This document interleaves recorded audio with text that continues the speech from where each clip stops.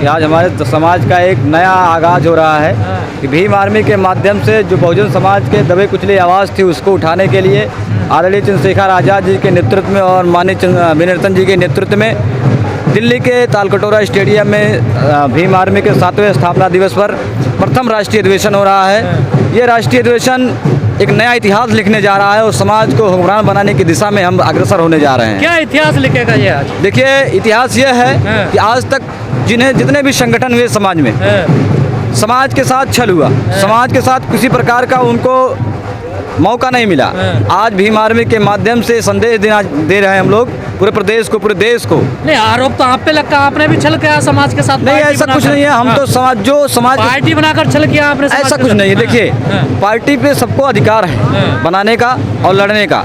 जब हमें लगा कि हमें लड़ना चाहिए और हमें मौका नहीं मिल रहा है, हमें अपने एक अलग से पार्टी बनानी पड़ी और उस पार्टी के माध्यम से प्रतिनिधित्व किया और आने वाले समय में हम समाज को और देश को नया नेतृत्व देने जा रहे हैं। भाई चंद्रशेखर आज़ाद जी के नेतृत्व में पूरे देश को हुक्मरान बनाने जा रहे हैं। लेकिन आप बीएसपी की दाल निकल पाई, आपकी तो जमानत नहीं बची है। बिल्कुल बिल्कुल। मैं खुद प्रत्याशी था। अच्छा जी, मैं कितना वोट मिला? मुझे खुद 1600 वोट मिले। क्या दिक्कत आ रही है, क्या समस्या है? समस्या देखिए, बिल्कुल देखिए क्या है ना कि समाज अभी हमको देख रहा है कि एक ऑप्शन के तौर पे, ठीक है। और रही बात बीएसपी की, तो बीएसपी अपना काम कर रही है और आज़ाद समाज पार्टी अपना काम कर रही है। अकेले समाज के दम पे सत्ता में कभी नहीं आ पाओगे। बिल्कुल, हम बहुजन समाज का निर्माण कर रहे हैं। हम अकेले दलितों को लेकर नहीं चल रहे हैं, हम ओबीसी को भी लेकर साथ में चल रहे हैं, मुसलमानों को भी लेकर चल रहे हैं, प्रतिनिधित्व भी दे रहे हैं, जिले में भी प्रतिनिधित्व दे रहे हैं, विधानसभा में भी प्रतिनिधित्व दे रहे हैं। की रक्षा कर रहे हैं जिन बहुजनों की बात कर रहे हैं। हम प्रयास, हमारा काम है कि हम उनके पास जाएं और उनको समझाएं। जो माननीय काशीराम साहब ने किया, बहुजन समाज बनाया, उस बहुजन समाज को फिर से बनाया और फिर से सत्ता में स्थापित हो।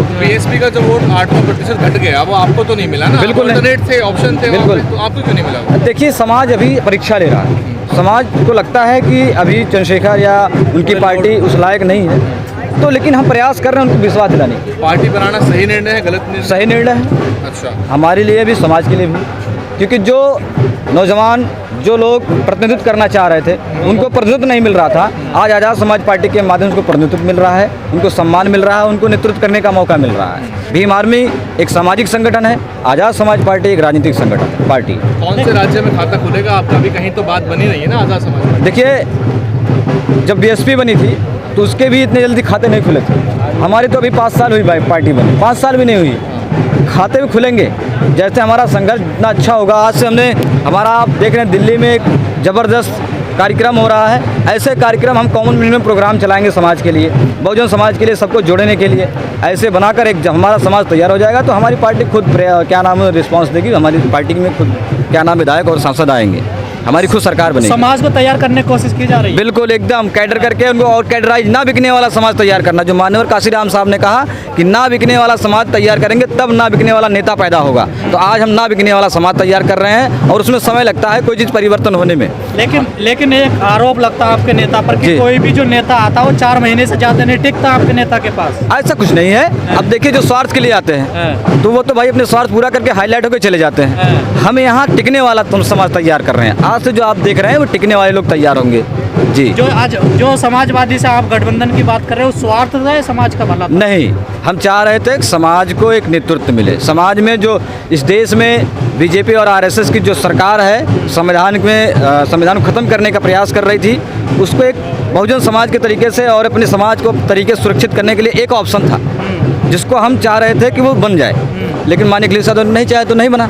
हमारा प्रयास था बनने का और संविधान को सुरक्षा करने की जी। लेकिन आरोप लगता रहा अखिलेश यादव पर कि दलितों का सबसे ज़्यादा नुकसान अखिलेश सरकार में हुआ। ऐसा कुछ नहीं है, अब तो उनका मामला भाई, ठीक है। लेकिन हम चाह रहे थे कि अगर हम साथ में उनके आएंगे तो हम ऐसा नहीं होने देंगे। अगर हुआ भी है तो हम ऐसा होने भी नहीं देंगे कि हम उनके साथ रहते। अगर दलितों के साथ, संविधान के साथ छेड़खानी होती, उनका अपमान होता तो फिर हम स्टैंड करते। जो वर्तमान स्थिति बनी हुई है देश में, इसको कैसे देख रहे हैं? जब आप देख रहे हैं कि समाज को अब कैडर किया जाएगा, समाज को तैयार किया जाएगा और पूरी ताकत से आवाज़ उठाई जाएगी। समाज को हक अधिकार दिलाने के लिए भीम आर्मी सामाजिक संगठन है, रास्ते पर रहेगी, आंदोलन में रहेगी हर तरीके से। और हमारी जो राजनीतिक पार्टी है आज़ाद समाज पार्टी, उसके माध्यम से हम विधानसभा में जाएंगे, लोकसभा में जाएंगे, अपना प्रतिनिधित्व दिखाएंगे, अपनी सरकार बनाएंगे। दलितों पर अत्याचार नहीं रुक रहा है, क्या वजह है? ये जब तक माननीय काशीराम साहब ने कहा था कि जब तक आपकी सरकार नहीं आएगी तब तक आपके ऊपर जो जुर्म अत्याचार बंद नहीं होंगे। और बाबा साहब अम्बेडकर ने भी कहा था कि पॉलिटिकल जो चाबी है हर राजनीतिक दरवाजे खोल सकते हैं।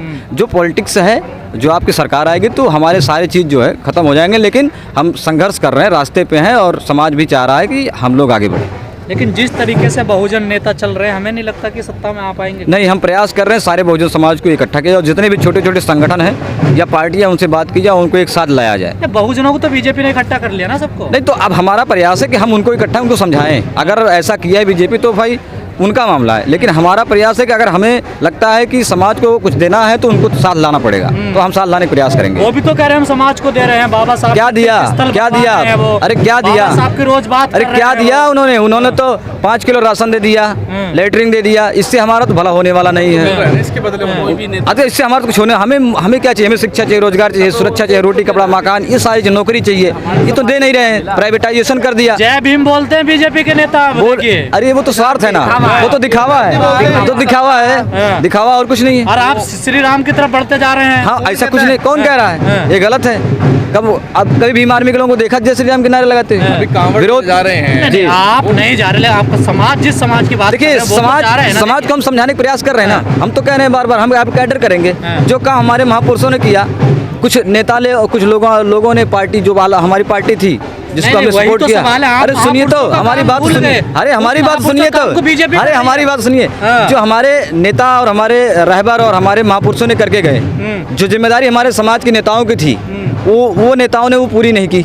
अब मुझे लगता है और हमारे संगठन को, हमारे पार्टी को लगता है हमें करना चाहिए। अब हम करके उनको इकट्ठा ले आएंगे। बहुजन सारे सो रहे थे 14 अप्रैल को और बीजेपी पूरे देश में बाबा साहब की जयंती मना रही थी। देखिए, बिल्कुल वो सब ढोंग है, ढोंग है, कुछ भी है, लेकिन वो मना रही थी ना। 14 अप्रैल बाबा साहब की जयंती है, पूरा देश मनाता है। उसमें कोई ना जाति ना धर्म, ऐसा कुछ नहीं है। सारे जो मानते हैं बाबा साहब को, सारे लोग मनाते हैं बाबा साहब की जयंती। ठीक है? नहीं, सवाल ये है, बहुजन नेता इतने फ्रंट पे नहीं है जितने बीजेपी आई।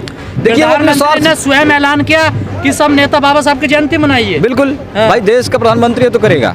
पहली बार हो रहा है देश में, देखिए ऐसा। तो हम तो चाह रहे हैं ना कि हमारा समाज हुक्मरान बने, हमारे नेता और दलित समाज मुख्यमंत्री बने, प्रधानमंत्री बने, ओबीसी समाज मुसलमान बनने हैं आपके। राष्ट्रपति बनने से क्या होता है भाई? राष्ट्रपति बनने से तो हमें कुछ नहीं मिलता ना। सब सारी चाबी तो प्रधानमंत्री जी के हाथ में है।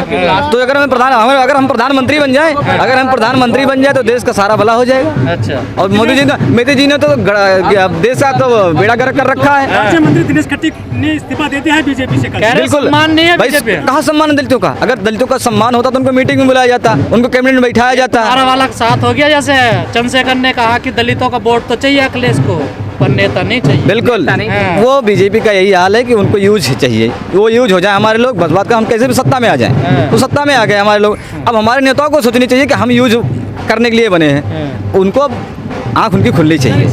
बीएसपी से बनी थी तो खुद अपने दम पे चुनाव लड़ी थी, लेकिन आपके नेताजी सपा के साथ चले गए कि हमें 2 सीट दे दीजिए, पहली उधार मांग रहे हैं। ऐसा नहीं है, जब बीएसपी बनी थी तो भी वो भी गठबंधन की थी। आप इतिहास भी पढ़िए, इतिहास भी देखिए। पहली मदद चाहिए आपको इसी। नहीं, ऐसा नहीं। अरे क्या है कि अगर हमको लगता है कि हमें बहुजन समाज का कुछ काम करना है, बहुजन समाज के लिए कुछ करना है, तो हमें पावर में आना पड़ेगा। तो बहुजन समाज का कुछ काम करना है, किसी सुरक्षित सीट से लड़ते ना। कौन? गोरखपुर क्यों लड़ने गए? क्यों ना लड़े भाई? 2800 वोट। अच्छा ये बताओ, देश में विधानसभा में लोकतंत्र में सबको चुनाव लड़ने का अधिकार है, किसी भी सीट से लड़ सकता है, ये संविधान में है। ठीक है, ये जरूरी थोड़ी, जरूरी थोड़ी, ये जरूरी नहीं है कि हम सुरक्षित सीट से ही लड़ें। ये जरूरी है कि हम जनरल सीट से भी लड़ें, जनरल सीट पे भी हम जीत सकते हैं। सुरक्षित सीट का मतलब है जहाँ से आपको जीतने की उम्मीद हो।